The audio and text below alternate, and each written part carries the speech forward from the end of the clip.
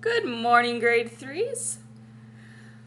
We are on the last chapter in Via's section. This will be a two-part video just because it is a long chapter.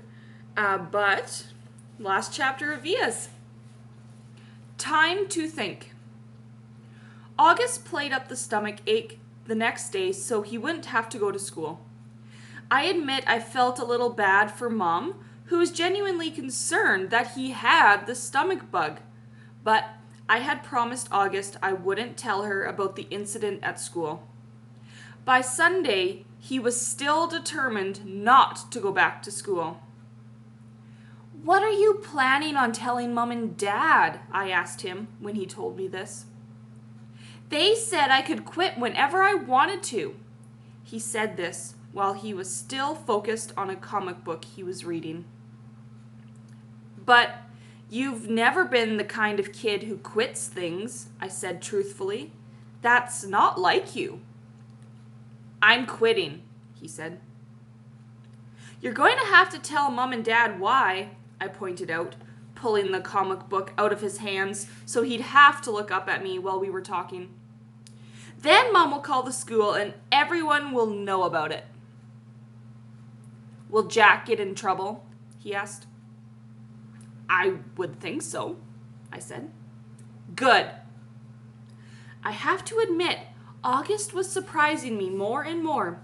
He pulled another comic book off of his shelf and started leafing through it.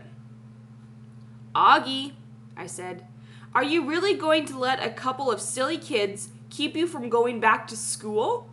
I know you've been enjoying it. Don't give them that power over you. Don't give them that satisfaction." "They have no idea I even heard them," he explained. "No, I know, but..." "Via! It's okay. I know what I'm doing. I've made up my mind," he said.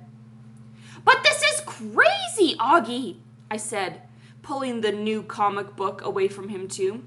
"You have to go back to school. Everyone dislikes school sometimes. I dislike school sometimes. I dislike my friends sometimes. That's just life, Augie. You want to be treated normally, right? This is normal. We all have to go to school sometimes, despite the fact that we have bad days, okay?" "Do people go out of their way to avoid touching you, Via?" he answered, which left me momentarily without an answer. "Yeah, right, that's what I thought. So don't compare your bad days at school to mine, okay?" "Okay, that's fair," I said. "But it's not a contest about whose days suck the most, August. The point is, we all have to put up with the bad days. Now, unless you want to be treated like a baby the rest of your life, or like a kid with special needs, you just have to suck it up and go." He didn't say anything, but I think the last bit was getting to him. "You don't have to say a word to those kids," I continued. "August, actually. It's so cool that you know what they said, but they don't know what they said, you know?" "What the heck?" August said. "You know what I mean.